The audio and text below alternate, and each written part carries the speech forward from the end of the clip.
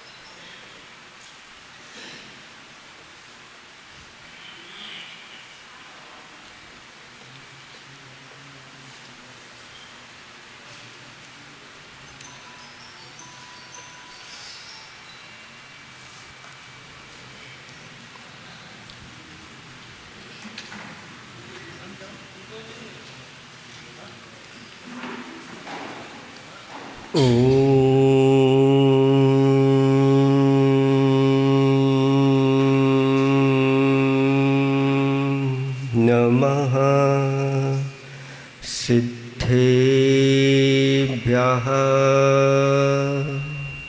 उच्चारण करेंगे हाथ जोड़ के।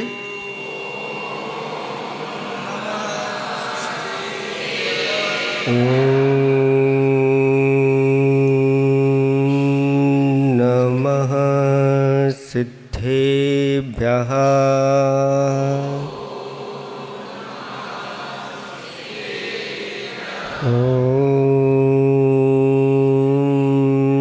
नमः सिद्धेभ्यः।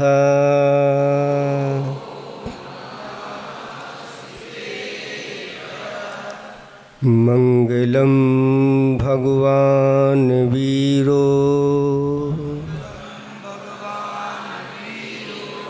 मंगलम गौतमो गणी मंगलम कुंद कुंदारियो जैन धर्मोस्तु मंगलम सर्वमंगलमांगल्यम सर्वकल्याणकारिकम् प्रधानं सर्वधर्माणां जैनं जयतु शासनं जैनं जयतु शासनं जैनं जयतु शासनं। देवादिदेव 1008 आदि ब्रह्मा कैवल्य कमलापति श्री आदिनाथ भगवान की। देवादिदेव 1008 घाटोल के बड़े बाबा वासु पूज्य भगवान की जय हो। देवादिदेव 1008 वर्तमान शासन नायक महावीर भगवान की जय। परम पूज्य 108 आचार्य पेवर गुरुवर श्री विद्यासागर जी महामुनिराज की जय। परम पूज्य 108 राजर्षि अमोघ वर्ष महामुनिराज की जय। 3 करोड़ करोड़ मुनिराजों की। बोलो परम पूज्य 108 विमल सागर जी महाराज जी की। बोलो मुनि संघ की जय। धर्म स्नेही भव्यात्माओं, आचार्य भगवंतों ने हमारे ऊपर बहुत बड़ी कृपा की है। और वो कैसे की है? तो ऐसे शास्त्रों की रचना करके और बहुत बड़ा उपकार हम लोगों के ऊपर किया है। हमारा यह जैनागम 4 अनुयोगों में विभाजित है। इसके लिए एक सूत्र आता है जिसमें चारों अनुयोगों के लिए नमस्कार हो जाता है। प्रथमम कर्णम चरणम द्रव्यम नमः। ये ऐसा सूत्र है कि अगर कोई इस सूत्र की आराधना कर ले अच्छी तरह से तो उसकी बुद्धि का क्षयोपशम ऐसा बढ़ता है कि वह बहुत जल्दी चारों अनुयोगों को अपने हस्तगत कर लेता है। ऐसी महिमा इस सूत्र की है। और आचार्य भगवंतों ने इन चारों अनुयुगों में ग्रंथों की रचना की है। ग्रंथ रचने की अनेक विधाएं हैं, लेकिन प्रश्नोत्तर शैली में ग्रंथ लिखना एक अपने आप में एक अनूठी कला है। कहते हैं अगर हमारे अंदर कोई जिज्ञासाएं उठती हैं और उनका समाधान हो जाए तो चित्त में शांति हो जाती है। ऐसे ही इस ग्रंथ में प्रश्नों के माध्यम से अपना समाधान पाया गया है, जिसे आप लोग शंका समाधान बोलते हैं, जिज्ञासा समाधान बोलते हैं। यही इसका दूसरा अपर नाम प्रश्नोत्तर है, प्रश्नोत्तरी। शिष्य प्रश्न करता है और गुरु महाराज उत्तर देकर के सामने वाले को संतुष्ट कर देते हैं। ऐसे इस ग्रंथ की रचना आप लोगों के सामने आने वाली है, जिसको आचार्य भगवंतों ने कहा कि अगर एक बार जिसके अंदर ये प्रश्नोत्तर तैयार हो गए, वह विद्वानों की सभा में भी वह सुशोभित होता है। सामान्य सभा में नहीं, जहाँ अच्छे अच्छे मूर्धन्य विद्वान बैठे हों और जिसको ये प्रश्नोत्तर अगर तैयार हो गए तो बड़े बड़े विद्वानों को भी वह ऐसे उत्तर दे देता है कि विद्वान भी सोच करके रह जाएंगे। ऐसे ये ग्रंथ है। और कोई भी ग्रंथ हो, उस ग्रंथ के पहले कहा गया है कि शास्त्र रचना में 6 बातें सबसे पहले अवश्य निर्देश करना चाहिए। इन अगर 6 बातों को अगर आपने अपने अंदर बिठा लिया तो कोई भी अगर आपसे कुछ पूछता है इस ग्रंथ संबंधी तो आप उसको उत्तर दे सकते हैं। वह कौन कौन सी चीज़ें हैं, पहले उनको समझ लेते हैं। मंगल निमित्त हेउ परिमाणम नाम तहेव कत्तारम वागरीय छप्पी पच्छा बखाड़ो सत्य माँ इरियो। उसमें नहीं मिलेगा, अभी तो सुनो ध्यान से।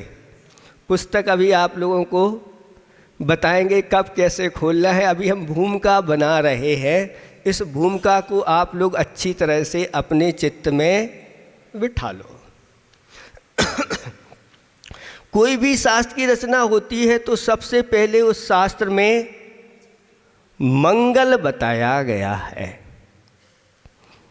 जिसे आप लोग मंगलाचरण कहते हैं।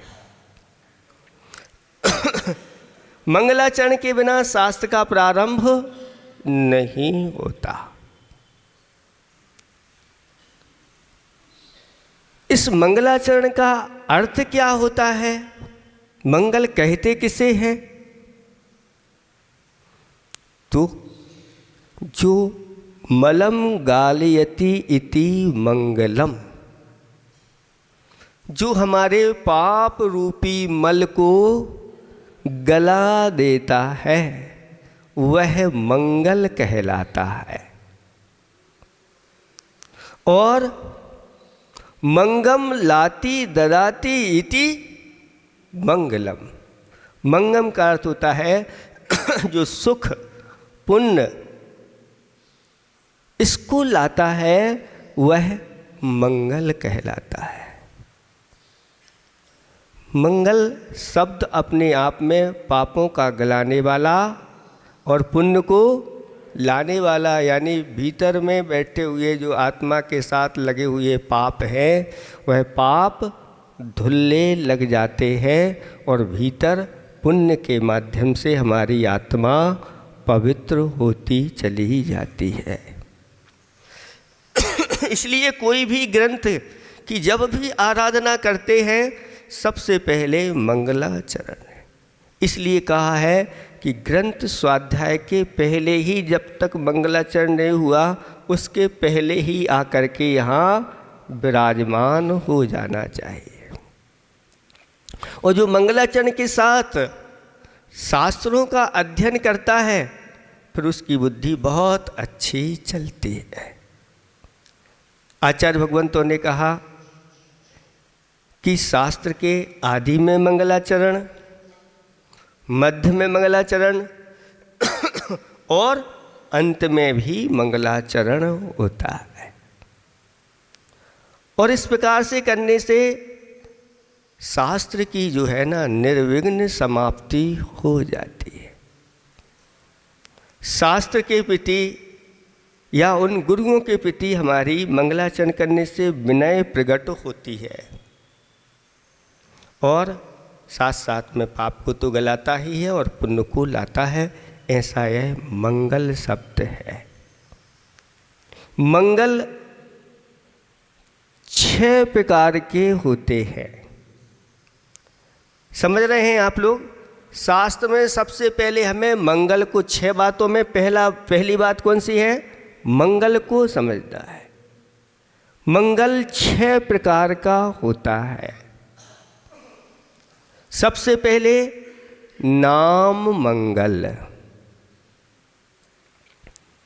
ऐसे नाम होते हैं जिन नाम के माध्यम से हमारे पाप गलने लग जाते हैं। वो कौन से नाम हैं? तो जो 24 तीर्थंकर भगवान के नाम हैं अथवा पंच परमेष्टि का उच्चारण, उनका नामों का उच्चारण कर देते हैं तो भी वह नाम हमारे लिए पापों को गलाने में कारण है। आप लोग भक्तामर स्तोत्र पढ़ते हैं, उसमें कहा कि भगवान आपका स्तवन तो बहुत दूर रहे, आपका पवित्र नाम भी हमारे पापों को या चिर संचित पापों को गलाने में कारण होता है।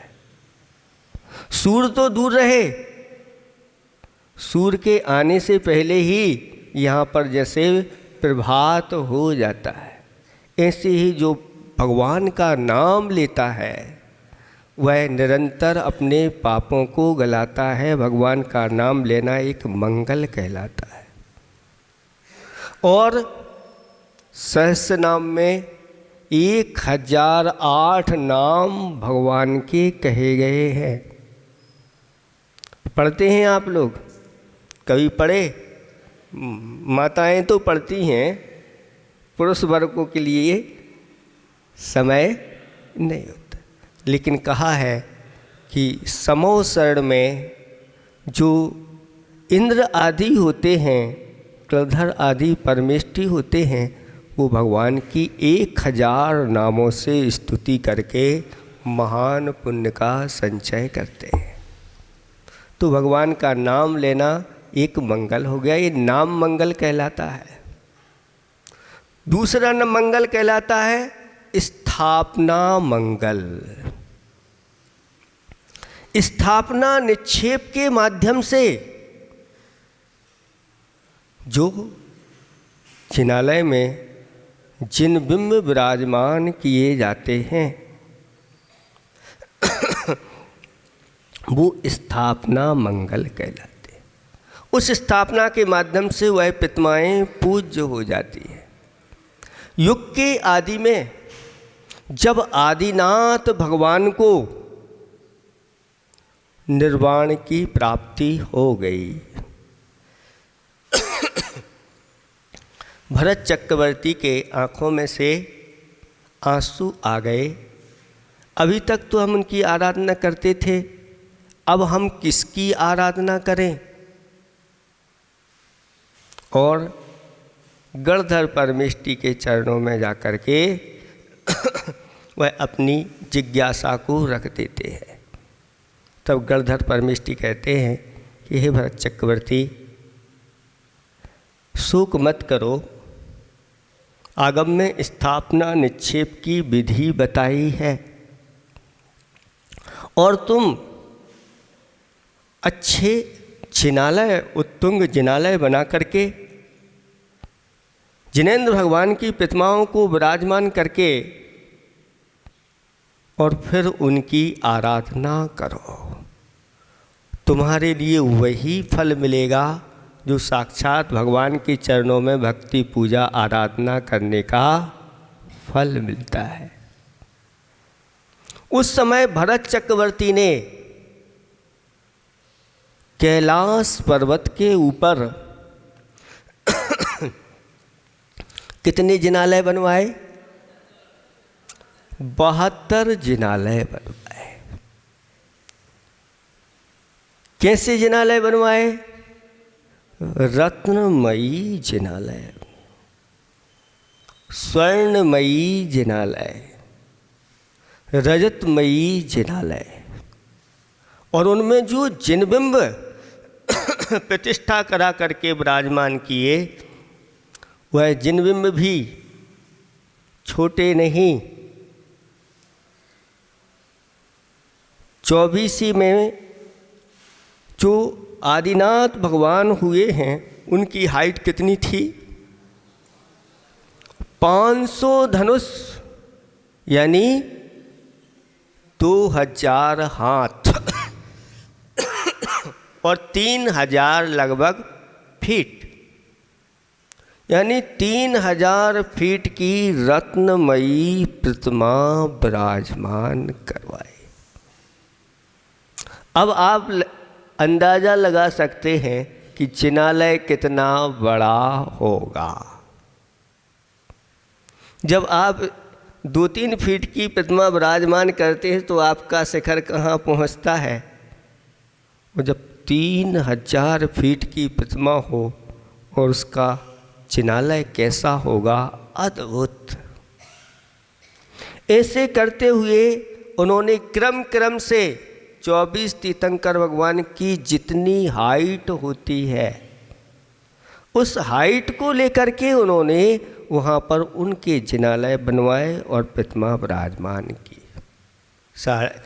500 धनुष, 450 धनुष, 400, 300, 250, 200, 150, 100, 90, 80, फिर 70, 60, 50 और फिर 45, 40, 35, 30, 25, 20, 15 और 10,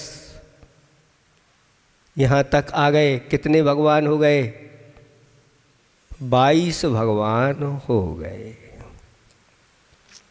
इसके बाद फिर पार्श्वनाथ भगवान की 9 हाथ की प्रतिमा विराजमान की और महावीर भगवान की 7 हाथ की प्रतिमा विराजमान की।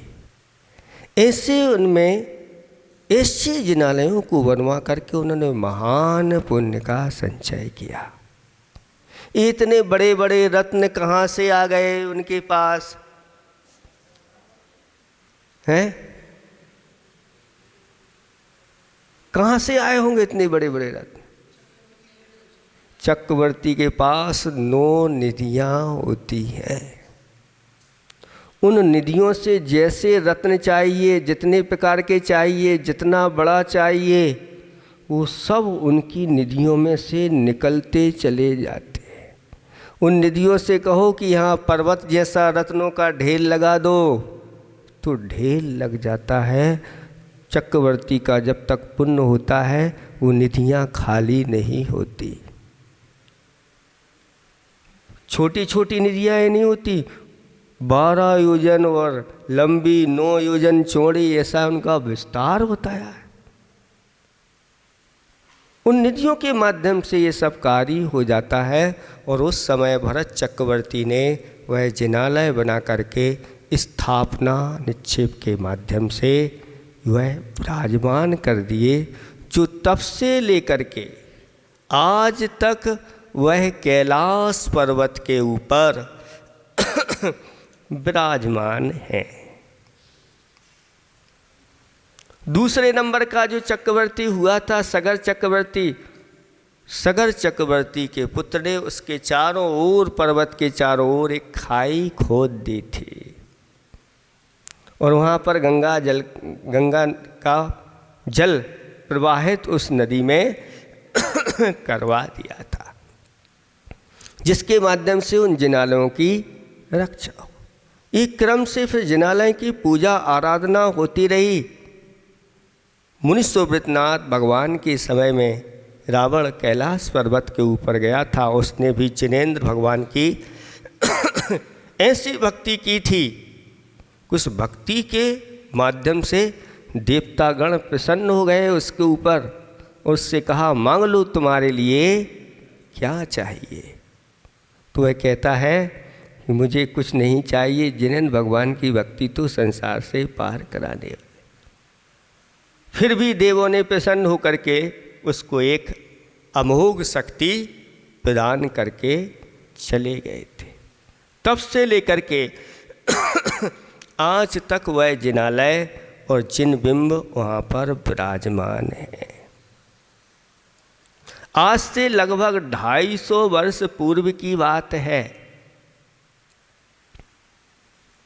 एक लामची दास जी हुए हैं और उनकी भावना अंदर से हुई। जब इस प्रकार के शास्त्रों में वर्णन मिलता है कैलाश पर्वत का, तो मैं भी उनके दर्शन करूँगा। और वह विहार करते हुए मान सरोवर को पार होते हुए और आगे एक नगर में पहुँचते हैं। और उस नगर के लोग कहते हैं, बाबा जी 7 प्रतिमाधारी थे, सुनते हैं वो, आज वहाँ कोई जा नहीं सकता क्योंकि बीच में बहुत बड़ा वन है और वन के बाद फिर वहाँ चारों ओर से पानी का प्रवाह है, आज कोई वहाँ जा नहीं सकता। यहाँ से कुछ उनके अवशेष दिख जाते हैं। गर्मियों में जब बर्फ़ आदि पिघल जाती है तो यहीं से उनके दर्शन हो जाते हैं। तुम भी यहीं से दर्शन कर लो। लेकिन उनकी तो दृढ़ प्रतिज्ञा थी कि मैं तो दर्शन करके रहूँगा।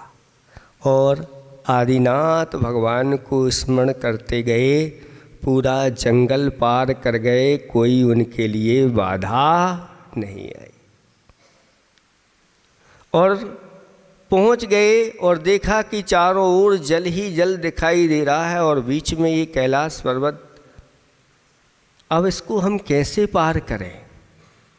अब कोई उपाय नहीं सूझा, तो उन्होंने संकल्प ले लिया कि जब तक मुझे उन कैलाश पर्वत के जिनालय और जिन बिंबों का दर्शन नहीं होगा, तब तक के लिए मेरा चारों प्रकार के अन्न जल का त्याग।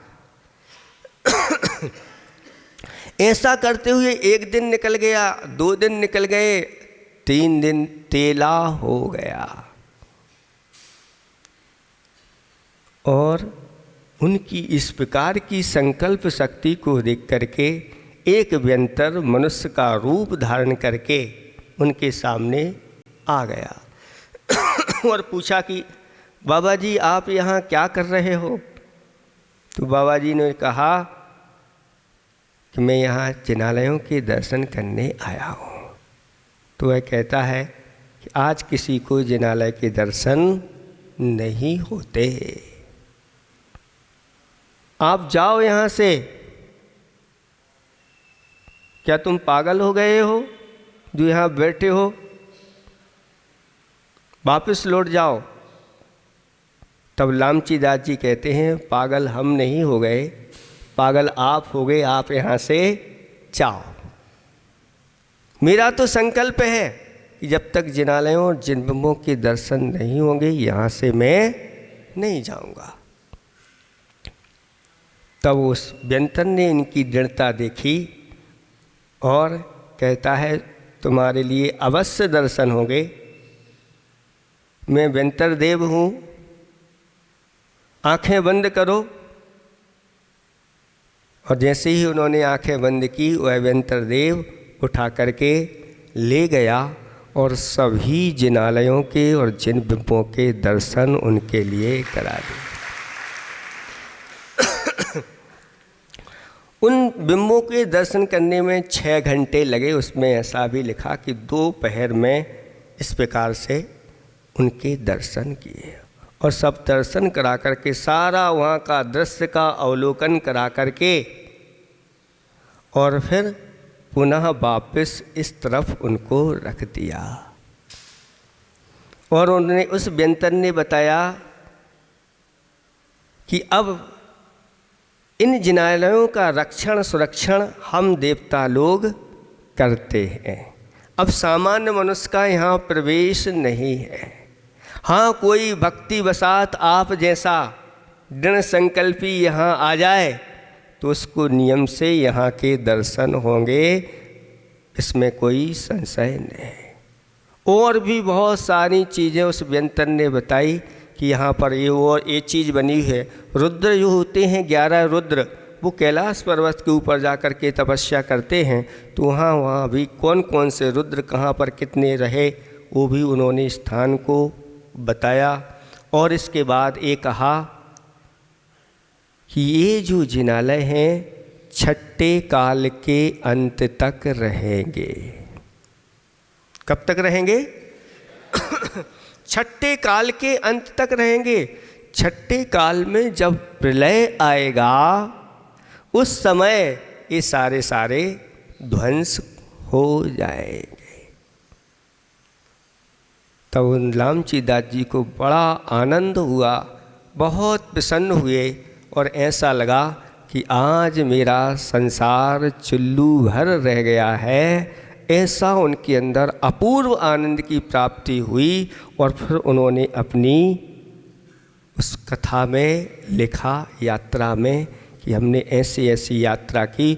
और यात्रा करने के बाद उन्होंने इस प्रकार का संकल्प लिया कि भारतवर्ष में जितने भी ऐसे ही तीर्थ हैं उन तीर्थों की मैं वंदना करूँगा और उसके बाद मैं दिगंबर मुद्रा को धारण करके अपना कल्याण करूँगा। तो ये है स्थापना निक्षेप के माध्यम से जो इस प्रकार की प्रतिमाएँ या जिनबिंब जिनालय आदि स्थापित किए जाते हैं ये मंगल हैं, हमारे पापों को गलाने वाले। जब जब हम जिन बिंबों के दर्शन करते हैं निरंतर हमारे पाप गलने लग जाते हैं। दर्शन पाठ में पढ़ते हैं हम, दर्शनेन जिनेन्द्राणाम साधूनाम वंदनेन च न चिरम तिष्ठते पापम छिद्र हस्ते यथोत्कम। जिनेन्द्र भगवान के दर्शन करने से और ऐसी दिगंबर मुद्रा के दर्शन करने से पाप उसी तरह से हमारे अंदर नहीं रहते जैसे छिद्र सहित अंजलि में जल नहीं रहता। इसलिए इस स्थापना निक्षेप को स्वीकार करना। बहुत सारे ऐसे लोग हैं जो जैन बंधु हैं लेकिन वो नाम के जैन हैं, स्थापना के जैन नहीं। स्थापना निक्षेप को नहीं मानते। और आचार्य भगवंत कहते हैं जो स्थापना निक्षेप को नहीं मानता उसके अंदर सम्यक दर्शन का प्रादुर्भाव नहीं होता। क्योंकि शास्त्रों में जिन बिंब के दर्शन करने से सम्यक की प्राप्ति बताई है। इसलिए ये स्थापना एक मंगल हो गया। तो कितने मंगल हो गए? 2 मंगल हो गए। पहला नाम मंगल, दूसरा स्थापना मंगल, तीसरा द्रव्य मंगल। द्रव्य मंगल क्या है? तो आचार्य भगवंत कहते हैं यह 3 प्रकार का होता है। सचित्त द्रव्य मंगल, अचित्त द्रव्य मंगल और सचित्ता चित्त द्रव्य मंगल, जो हमारे लिए पापों में पापों को गलाने में कारण है। सचित्त मंगल कौन है, बता सकते हैं आप लोग? सचित्त मंगल यानी जो यथाजात रत्नात्रय के धारी होते हैं, ऐसे अरहंत भगवान, सिद्ध भगवान, आचार्य परमेष्टि, उपाध्याय परमेष्टि और साधु परमेष्टि, ये क्या है? सचित्त मंगल हैं। सचित्त का अर्थ होता है यह जीवंत होते हैं, प्राणों से युक्त होते हैं, यथायोग द्रव्य और भाव प्राणों से युक्त होते हैं, इसलिए इनको सचित्त मंगल कहा। ये भी हमारे पापों को गलाने वाले, इनके दर्शन हो जाते हैं तो पाप हमारे गलने लग जाते हैं। इसके बाद फिर अचित्त मंगल कहा। अचित्त मंगल कौन? तो जिनवाणी माँ, ये चारों अनुयोगों के ग्रंथ हमारे लिए अचित्त मंगल हैं। इनकी वंदना, इनकी आराधना करना हमारे लिए पापों का नाश में कारण बनती है, इसलिए ये अचित्त मंगल है। और सचित्ताचित्त मंगल, कोई मुनिराज हैं और जिनवाणी से अगर युक्त हैं तो क्या हो गए? सचित्ता चित्त मंगल। तो ये द्रव्य मंगल भी हमारे लिए पापों को गलाने में कारण है। इसके बाद आता है क्षेत्र मंगल। कुछ ऐसे भी स्थान होते हैं जो हमारे लिए पापों में, हमारे पापों में गलाने में कारण बनते हैं। कैसे, कौन से क्षेत्र? तो कहा कि जहाँ तीर्थंकरों के पंच कल्याणक के स्थान हैं, ऐसे स्थान भी वह पवित्र भूमियाँ कहलाती है, और पवित्र भूमियाँ भी हमारे पापों को गलाने में कारण बनती है। सिद्ध क्षेत्र हैं, अतिशय क्षेत्र हैं, जहाँ जहाँ साधुओं ने अपनी साधना की है, ऐसे वह क्षेत्र पापों को गला। सम्मेश शिखर जी के बारे में कहा है, एक बार बंदे जो कोई, एक बार कैसे? भाव सहित बंदे जो कोई ताके। एक बार अगर भाव के साथ अगर जिसने वंदना कर ली, वंदना के उद्देश्य से जो गया है, खाने पीने मौज के उद्देश्य से गया है, उसके लिए नहीं, ऐसा व्यक्ति अब भविष्य में ऐसे कोई कार्य नहीं करता कि उसके लिए त्रंच आयु का बंद हो जाए या नरक आयु का बंद हो जाए। और जिनको नरक आयु या त्रंच आयु का बंद हो गया है, ऐसे लोग वहाँ की वंदना नहीं कर पाते।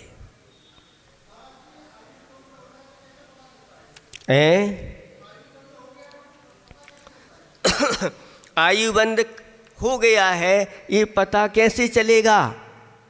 कोई बताने जाला आज वर्तमान में अवधि ज्ञानी नहीं है, मने पर्याय ज्ञानी नहीं है, केवल ज्ञानी नहीं है। लेकिन कुछ संकेत तो बताए हैं। ऐसा कहा गया है कि जिनको 3 आयुओं का बंध हो गया, नरक आयु का बंध हो गया, त्रियंच आयु का बंध हो गया और मनुष्य आयु का बंध हो गया, देव आयु को छोड़ करके 3 आयुओं का अगर बंध हो गया, तो ऐसा व्यक्ति अणुव्रत महाव्रत धारण नहीं कर सकता। ये पहचान है। अगर आप चाहते हैं कि अणुव्रत धारण करें लेकिन नहीं कर पा रहे हैं, तो कहते हैं या फिर उसके भाव ही इस प्रकार के नहीं होंगे। लेकिन देवायु का बंध अगर किसी को हो गया है तो अणुव्रत महाव्रत धारण कर सकता है, अथवा जिसने अणुव्रत महाव्रत धारण कर लिए हैं ऐसा व्यक्ति वह देव आयु का बंध करता है। ये पहचान है। अगर आप बार बार शिखर जी जाएं और वहाँ के दर्शन ना हो पाएं तो हम संभावनाएं प्रकट कर सकते हैं कि ये बाधाएं इस प्रकार, क्योंकि रावण जो है शिखर जी की वंदना करने के लिए गया था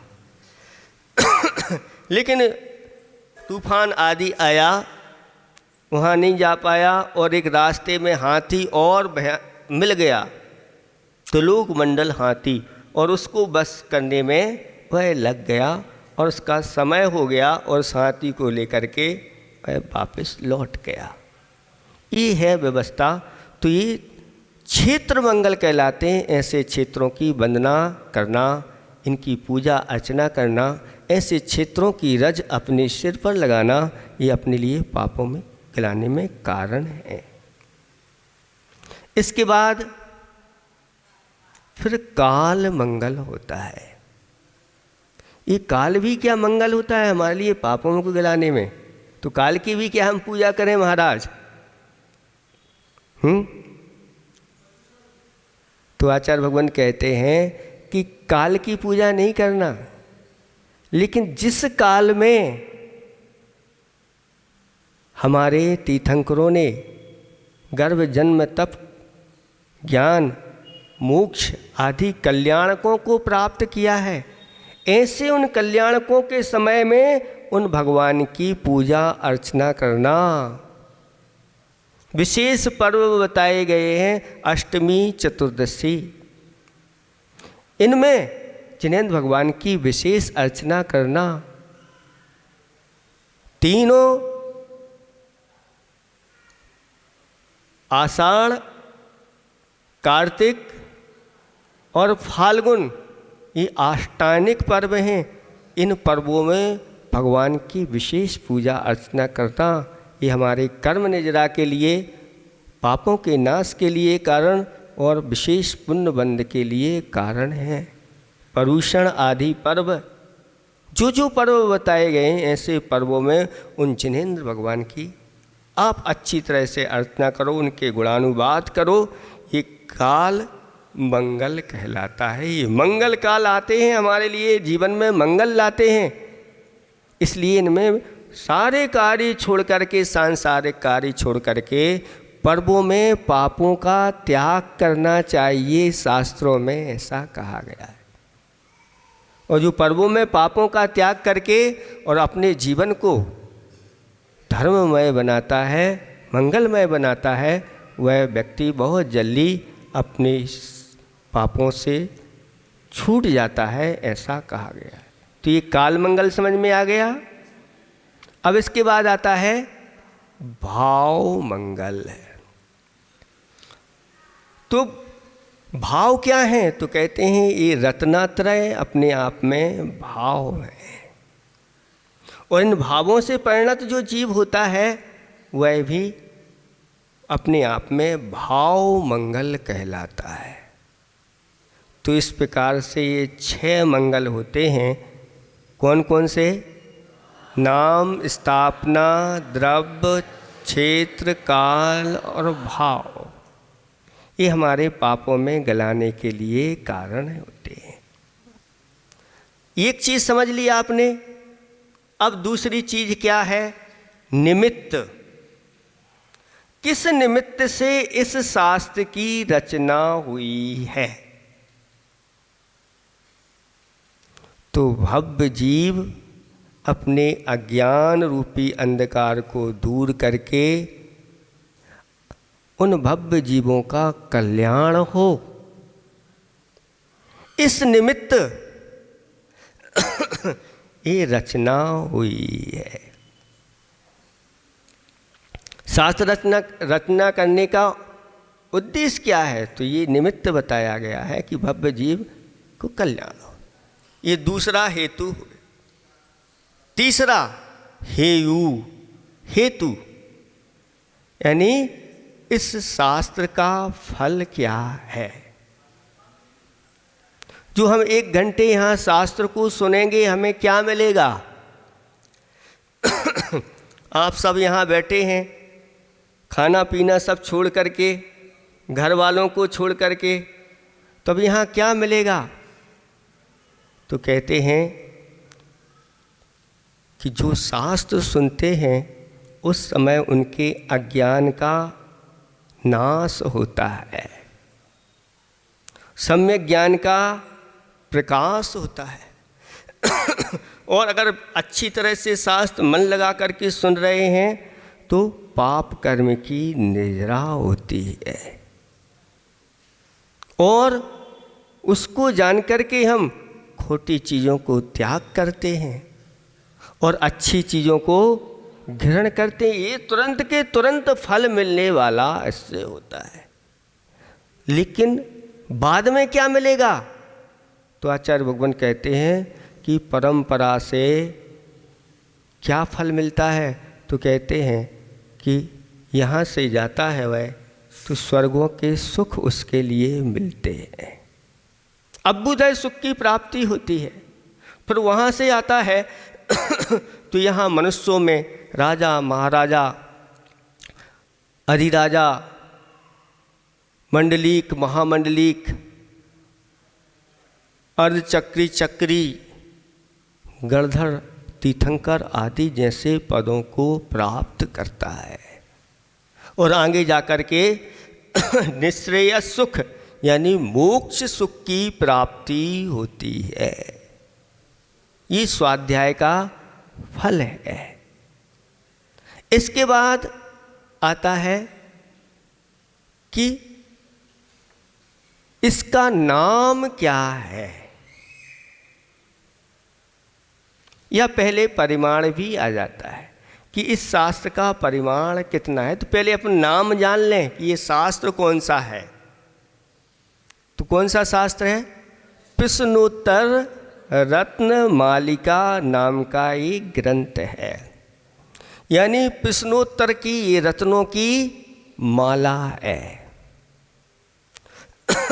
जैसे आप लोग अपने कंठ में हार मालाएं धारण करते हैं, ऐसे ही यहाँ पर कहेंगे कि जो अपने कंठ में इस प्रश्नोत्तर रत्नमाला को धारण करता है वह विद्वानों की सभा में सुशोभित होता है। आगे जा कर के आपको बताया जाएगा। तो इसका नाम सभी लोग अच्छी तरह से अपने चित्त में रख लें। कौन सा नाम है? प्रश्नोत्तर रत्नमालिका। इसके बाद इसका परिमाण कितना है, यानी इसमें कितने श्लोक हैं। तो इसमें 29 श्लोक हैं। कितने हैं? एक बहुत छोटा लघुकाय यह ग्रंथ है। बड़े बड़े ग्रंथ हम कंठस्थ नहीं कर पाते, कोई बात नहीं, एक छोटा सा ग्रंथ अपने जीवन में कंठस्थ कर लो और फिर बैठे बैठे उसका चिंतन करो, भावना करो, आपके जीवन में एक अलौकिक परिवर्तन आएगा। तो इसका परिमाण ये हो गया। इन 29 के माध्यम से कुछ मंगलाचरण में निकल जाते हैं, कुछ उपसंहार में निकल जाते हैं। बाकी के 25 श्लोकों के माध्यम से लगभग 65 प्रश्नोत्तर बनाए गए हैं। इन 65 प्रश्नोत्तरों को आपको अपने जीवन में धारण करना है। फिर इसके बाद कितने हो गए? मंगल हो गया, निमित्त हो गया, हेतु हो गया, नाम हो गया, परिमाण हो गया, 5 हो गए। छठवां है कर्ता। इसके कर्ता कौन है? एक मूल ग्रंथ कर्ता होते हैं, उसके बाद उत्तर ग्रंथ कर्ता होते हैं, फिर उसके बाद उत्तरोत्तर ग्रंथ कर्ता होते हैं। ग्रंथ के मूल कर्ता कौन हैं? जिनके शासन में आप हैं। कौन का शासन चल रहा है? महावीर भगवान का। अंतिम तीर्थेश महावीर भगवान के शासन काल में हम सब विराजमान हैं। तो मूल कर्ता तो वही है। उत्तरकर्ता गौतम कड़धर स्वामी है। फिर वहीं से परंपरा से चल कर के राजर्षि अमोघ वर्ष ने इस ग्रंथ की रचना की है। ये राजाओं में भी ऋषि थे। पहले राजा लोग भी ऋषि जैसा जीवन बीतते थे, मतलब जल में कमलवत रह करके उस राज्य को करते थे, इसलिए राजर्षि कहलाते थे। लेकिन ये ऐसे राजा हुए हैं जिन्होंने राजपाट छोड़ करके दिगंबर दीक्षा को धारण किया, इसलिए ये राजर्षि कहे। इसके बारे में आगे जा कर के बताया जाएगा। इनके बारे में ऐसा कहा गया है कि राजर्षि अमोघ वर्ष मानखेट के राजा जगतुंग के पुत्र थे। ये लगभग 7वीं 8वीं शताब्दी के माने जाते हैं और जिनसेन स्वामी के ये शिष्य थे। महापुराण के कर्ता जिनसेन स्वामी हुए हैं, उनके ये शिष्य थे। ऐसे राजर्षि अमोघ वर्ष के द्वारा इस ग्रंथ की रचना हुई है। ये तो कर्ता की बात हो गई। अब कर्ता के बाद थोड़ा सा श्रोता के बारे में भी हमें दृष्टि ले जाना है कि श्रोता कैसा होना चाहिए। तो श्रोता के बारे में कहा गया है कि देव शास्त्र और गुरु का भक्त होना चाहिए। देव शास्त्र गुरु के भक्त हैं आप लोग कि नहीं? तो श्रोता के आपके पास लक्षण हैं। मोक्ष का अभिलाषी होना चाहिए। तो आप चाहते हैं कि मुझे मोक्ष की प्राप्ति हो, हैं? बहुत अच्छा। वृत्ति होना चाहिए। तो वृत्ति तो सब नहीं है। कोई बात नहीं, भाव न रखना, आगे जाकर के इन वृत्तों को प्राप्त हो। अष्टमूल गुणधारी होना चाहिए। पहले जब गुरुओं के पास जाकर के शिक्षा प्राप्त करते थे, गुरु आपको आपके पास आकर के शिक्षा नहीं देते थे। आज इस कलिकाल में आप लोगों का तीव्र पुण्य है कि आपके गांव में नगर में आकर के और महाराज आप लोगों को शिक्षा दे रहे हैं। पहले घर छोड़ करके जाते थे, ऐसे गुरुओं के गुरुकुल आदि में रह करके और बहुत जल्दी 72 कलाओं को सीख जाते थे। सारी कलाओं में निष्णात करवा देते थे ऐसे गुरु। तो वह जब उस शिष्य को भर्ती करते थे तो सबसे पहले इन अष्टमूल गुणों को धारण करो, फिर तुम्हारे लिए शिक्षा दी जाएगी, नहीं तो तुम शिक्षा के योग्य नहीं। क्योंकि हम जिसको शिक्षा देंगे वह व्यक्ति अपना भी कल्याण कर सके और दूसरों का। और विष्णु व्यक्ति के लिए शिक्षा देने लगे तो फिर हो सकता है कि वह उसका दुरुपयोग कर ले। इसलिए शिक्षा के योग्य पात्र बना करके फिर उनको वह शिक्षा दी जाती थी। और भी कहा गया है कि श्रोता 3 प्रकार के होते हैं। एक उत्तम श्रोता, दूसरे मध्यम श्रोता और तीसरे जघन्य श्रोता। उत्तम श्रोता में आते हैं कि जो गाय के समान होते हैं। गाय कैसी होती है? भद्र होती है, सीधी सादी होती है।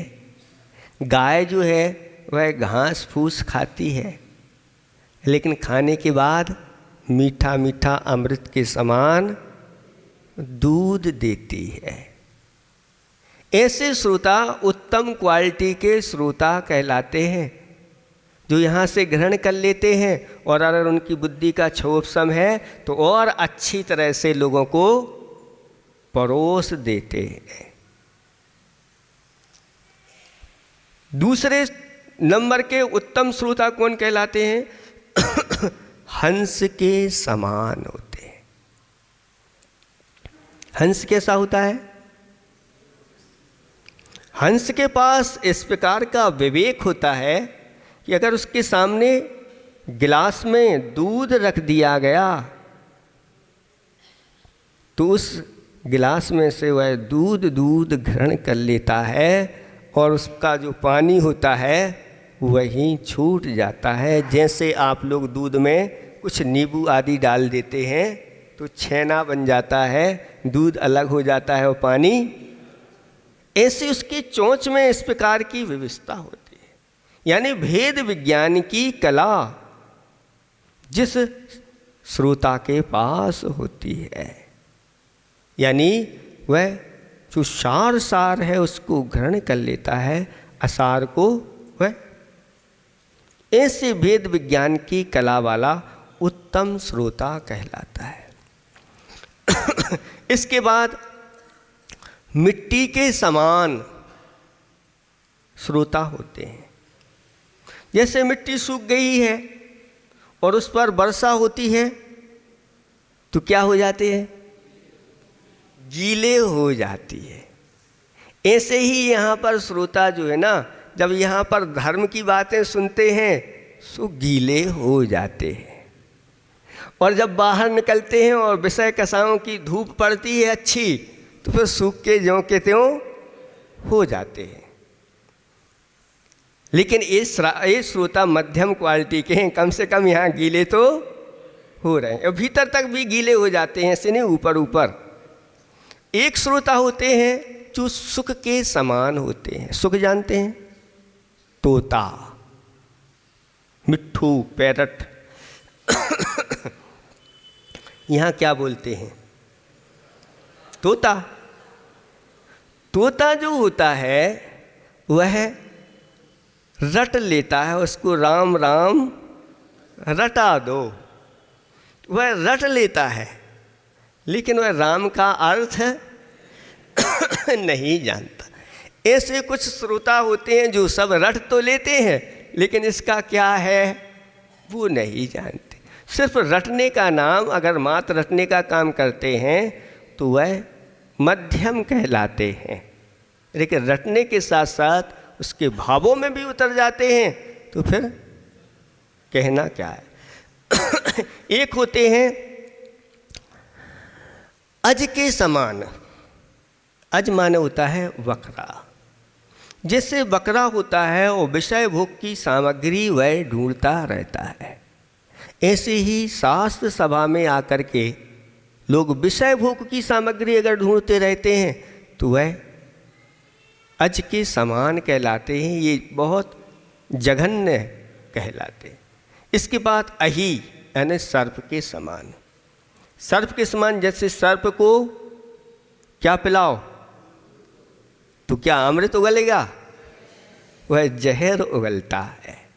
ऐसे ही यहाँ पर अच्छा आपको अमृत पिलाया जाए और आप शास्त्र सभा में जहर उगलने लग जाओ, या बाहर जाकर के उसके दुष्परिणाम, तो ऐसे श्रोता अच्छे नहीं माने जाते। एक महिष के समान श्रोता होते हैं। महिष जानते हैं? भैंस।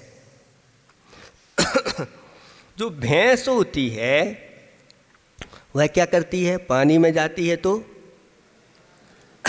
पूरे के पूरे पानी को मचा देती है, गंदा कर देती। ऐसे ही जो शास्त्र सभा में आकर के पूरी सभा को मचा देते हैं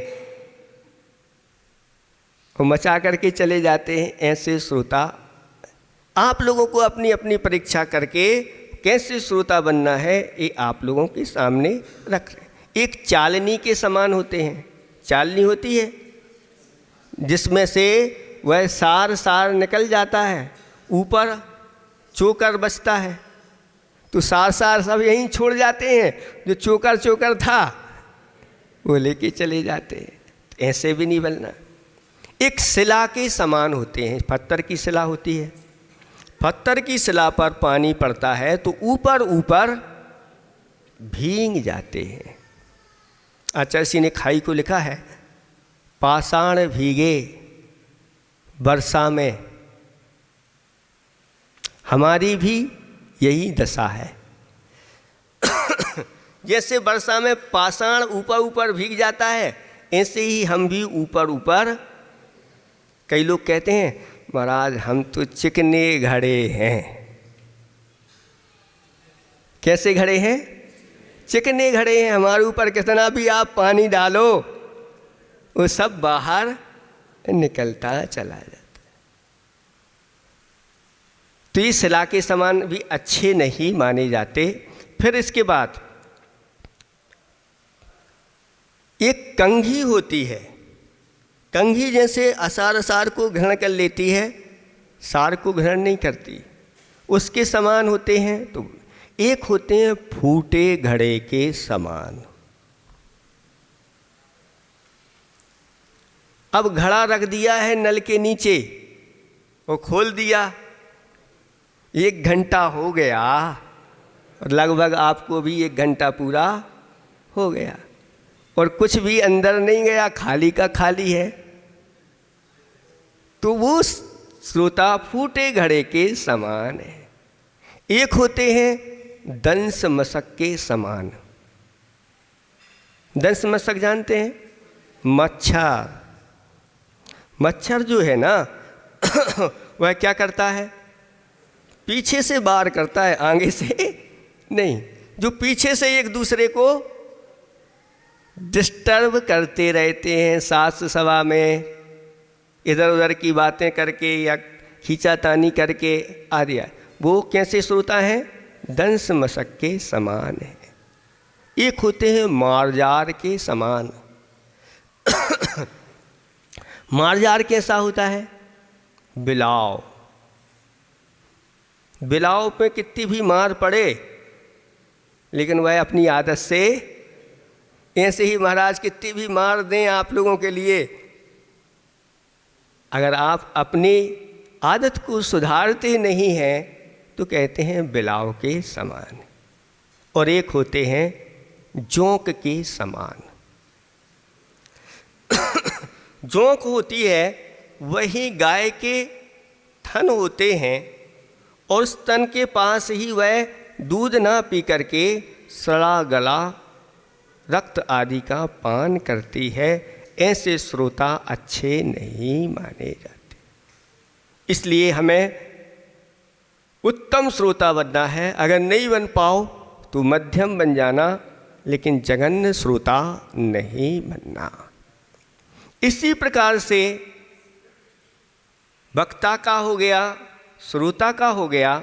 अब ग्रंथ कैसा होना चाहिए इसके बारे में हम आपको अब कल बताएंगे। आज आपका समय हो गया। आज हमने आपको भूमिका बना दी है। अभी पुस्तक का काम नहीं था। कल से यहाँ पर सब लोग बेंच रख करके अपने सामने और उस पर पुस्तक रख करके विनय के साथ उसके बारे में हम आपको बताएंगे किस प्रकार से इसका मंगलाचरण है, क्या इसमें आने वाला है। आज भूमिका के रूप में इतनी बातें आपको बता दी।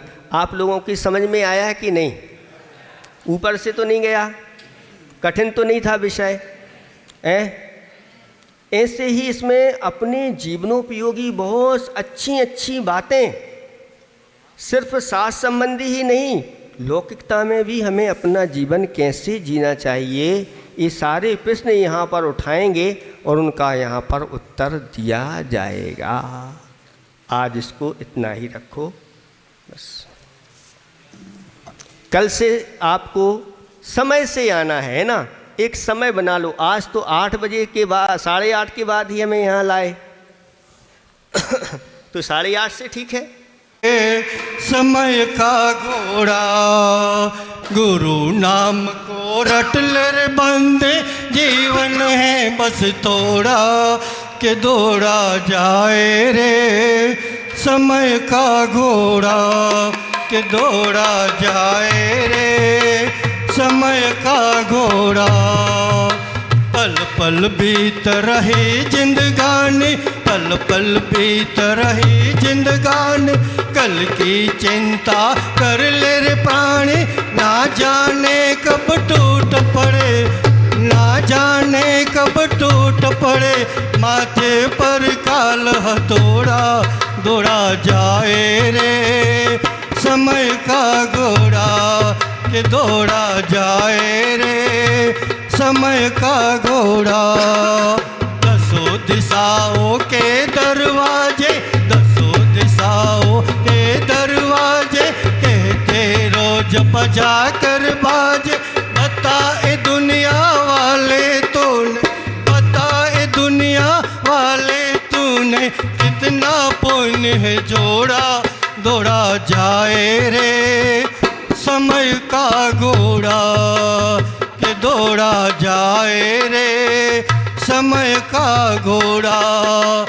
कर ले रे भाई गुरु की भक्ति, कर ले रे भाई गुरु की भक्ति। भक्ति में है अद्भुत शक्ति, इस भक्ति ने है करोड़ों, इस भक्ति ने है करोड़ों लोगों का पथ मोड़ा, दौड़ा जाए रे समय का घोड़ा के दौड़ा जाए रे, समय का घोड़ा। गुरु नाम को रट ले रे बंदे, प्रभु नाम को रट ले रे बंदे। जीवन है बस थोड़ा, बस थोड़ा के दौड़ा जाए रे समय का घोड़ा के दौड़ा जाए रे, समय का घोड़ा। नमोस्तु गुरुदेव। विद्यासागर जी महामुनिराज जी की जय। बोलो संत श्रोमणी आचार्य भगवान विद्यासागर जी महामुनिराज जी की जय। रुचिर दीप्तिकरम शुभ दीपकम सकल लोक सुखाकरम उज्ज्वलम तिमिर जालयरम प्रकरम सदा इमिकरामि सुमंगलयकम मुदा। ओम ह्रीं अज्ञानतिमिरन्धकाय सम्यक् ज्ञान ज्योति प्रकाशनाय दीपकम प्रज्वलयामिति। जो बिखराते गली गल जिनके दर्शन को पाकर खिलती मुरझाई हृदय कली। ओम रूम श्री संतुमणि आचार्य विद्यासागर मुनि देवी नमः। अत्र अवतर अवतर संभूषण त्यावानंद जय जय जय। ओम रूम संतुमणि आचार्य विद्यासागर मुनि देवी नमः। अत्र तिष्ठ तिष्ठ स्थापनम जयो जयो जयो। ओम रूम श्री संतुमणि आचार्य भगवान विद्यासागर मुनि देवी नमः। अत्र मम सन्निहितो भव सत्संग पुष्पांजलि क्षिपामि। संसारिक विषयों में पढ़कर अपने अपने को भरमाया, इस राग देश की बेतरनी से अब तक पार नहीं पाया। कब विद्या सिंधु के जल कण से कब काल सिधोने आया हूँ। आना जाना मिट जाए मेरा यह बंद काटने आया हूँ। ओम ह्रीं श्री संतुमणि आचार्य विद्यासागर मुनि देवी नमः। जन्म जन्म विनाशनाय जलम निरूपामिति स्व। क्रोध नल में जल जल कर अपना सर्वस्व लुटाया, निज शांत स्वरूप न जान सका जीवन भर इसे बुलाया। चंदन सम शीतलता पाने अब शरण तुम्हारी आया हूँ। संसार ताप मेरा चंदन वंदन को लाया हूँ। ओम ह्रीं श्री संतुमणि आचार्य विद्यासागर मुनि देवी नमः। भवाताप विनाशनाय चंदनम निरूपामिति स्व। जड़ को न मैंने जड़ समझा नहीं अक्षय निज को पहचाना। अपने तो केवल सपने थे भ्रम और जगत का भटकाना। चरणों में अर्पित अक्षत अक्षय पद मुझको मिल जावे, तब ज्ञान अरुण की किरणों से यह हृदय कमल भी खिल जावे। ओम ह्रीं श्री संतुमणि आचार्य भगवान विद्यासागर मुनि देवी नमः। अखंड लक्ष्मी प्राप्त अक्षता निरूपामिति। इन विषय भोग की मदिरा पी में बना सदा से मत वाला। तृष्णा को तृप्त करे जितनी उतनी बढ़ती इच्छा ज्वाला। में काम भाव विध्वंस हेतु मनुष्य यह मदन विजेता बन न सके, यह भाव हृदय में लाया हूँ। ओम ह्रीं श्री संतुमणि आचार्य भगवान विद्यासागर मुनि देवी नमः। काम बाण विध्वंसनाय पुष्पम निरूपामिति। इस सुधा रोग की व्यथा कथा भव भव में कहता आया हूँ। अति भक्ष अभक्ष बके फिर भी मन तृप्त नहीं कर पाया। नैवेद्य समर्पित करके मैं तृष्णा की भूख मिटाऊंगा। अब और अधिक ना भटक सकूं, यह अंतर बोध जलाऊं। ओम ब्रह्मते संतृप्णे आचार्य भगवान विद्यासागर मुनि दिव्यमा सुधारोग विनाश नहीं निवेदो निरूपामिति स्वा। मोहांधकार से व्याकुलो निज को निज मेरे पहचाना। मेरा द्वेष में लिप्त रहा इसे आते रहा बस पछताना। यह दीप समर्पित है मुनिवर मेरा तम दूर भगा देना। तुम ज्ञान दीप की बाती से मम अंतर दीप जला देना। ओम रूप चंद्र विद्यासागर मुनि मोहंधकार विनाशन दीपम निरूपामिति स्वाहा। इन्हें अशुभ कर्म ने घेरा है अपने अब तक यह माना था। बस पाप कर्म तज पुण्य कर्म को चाह रहा अपनाना था। शुभ अशुभ कर्म रप रिपुदल है मैं इन्हें जलाने आया हूँ। में अब धूप चढ़ाने आया हूँ। ओम ह्रीं संतृप्णे आचार्य भगवान विद्यासागर मुनीन्द्र विनमा दुष्ट धूपम निरूपामिति स्व। भोगों को इतना भोगा कि खुद को ही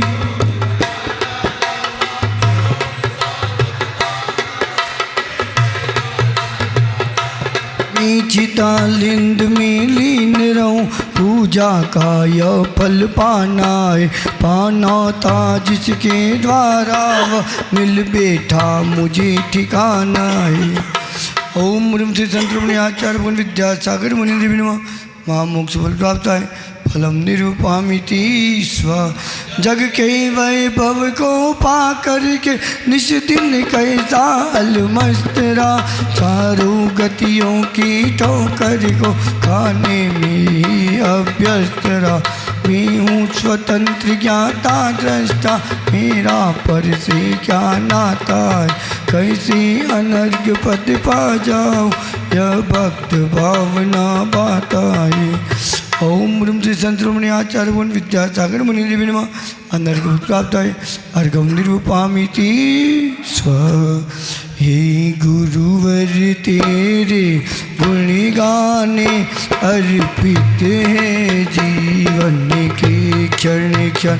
अर्चन के सुमन समर्पित है हर जाए जगती के कण कण। कर्नाटक के सद लगा ग्राम में मुनिवर तुमने जन्म लिया। मल्लप्पा पूज्य पिता श्री को अरुचिरी मति को कृत्य कृत्य किया। बचपन के इस विद्याधर में विद्या के सागर उमड़ पड़े। मुनिराज देश भूषण से तुम व्रत ले निकल पड़े। आचार्य ज्ञान सागर ने सन 68 में मुनिपति दे डाला। अजमेर नगर में हुआ उदित मानो रवि तम हरने वाला। परिवार तुम्हारा सबका सब जिन पति पर फलने वाला है। वह भेद ज्ञान की छेनी से गिरि कर्म काटने वाला है। तुम स्वयं तीर्थ से पावन हो तुम हो अपने में समयतार। तुम साधवाद के प्रस्तोता वाणी वीणा की मधुरता। तुम कुंद कुंद के कुंदन से कुंदन सा जग को कर देने तुम निकल पड़े बस इसीलिए भटके अटकों को पथ देने। वह मंद मधुर मुस्कान सदा चेहरे पर बिखरी रहती है। वाणी कल्याणी हे अनुपम करुणा के झरने झरते। तुम मैं कैसा सम्मोहन है या है कोई जो दर्श तुम्हारे कर जाता नहीं चाहे कभी भी लगे होना। इस अल्प उम्र में भी तुमने साहित्य सृजन अति कर डाला। श्री जैन गीत गा घर में तुमने मानो सागर भर डाला। ये शब्द नहीं गुण गाने को गाना भी मेरा अनजाना। स्वर ताल चंद में क्या जानूं केवल भक्ति में रम जाना। भावों की निर्मल सरिता में अवगान करने आया हूँ। मेरा सारा दुख दर्द हरो या अर्घ भेटने आया हूँ। हे तपो मूर्ति है आराधक हे योगीश्वर है महासंत है अरुण कामना देख सके युग युग तक आगामी वसंत युग युग तक आगामी वसंत। ओम ह्रीं श्री संतुमणि आचार्य भगवान विद्यासागर जी मुनीन्द्र नमः। डोंगरगढ़ में साक्षात प्रसंग सहित भगवान आपकी श्री पावन में घाटोल वासियों की ओर से मन से वचन से काया से भाव से आपकी श्री पावन चरणों में नमोस्तु नमोस्तु नमोस्तु करते हुए जय माला पुनर्गम महार्गम निरूपामिति स्वा। उदक चंदन तंदुल पुष्प कई चरुष दीप से दो पपलार्ग कई धवल मंगल गान रवा कुल मम हृदय मुनिराज माम्यजे। ओम ह्रीं श्री संतुमणि आचार्य भगवान विद्यासागर जी महाराज मुनिराज के परम प्रभा विशेष 108 विमल सागर जी महाराज जी के पावन चरणों में प्रश्न उत्तर रत्न दीप मालिका का स्वाध्याय करा नहीं तो भगवान